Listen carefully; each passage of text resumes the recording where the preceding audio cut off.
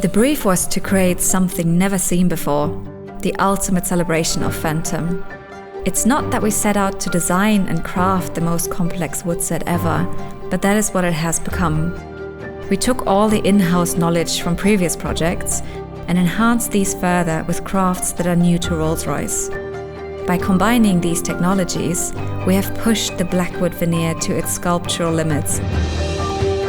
What I love about this project is that the marquetry pieces are all angled differently. By applying the veneer at different angles, we have brought to life what would have otherwise been a very dark surface.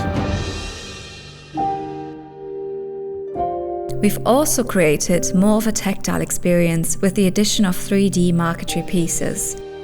This three-dimensional approach adds depth, inviting the occupants to explore the mortar surfaces and textures with their hands as we sculpt the landscape of the veneer.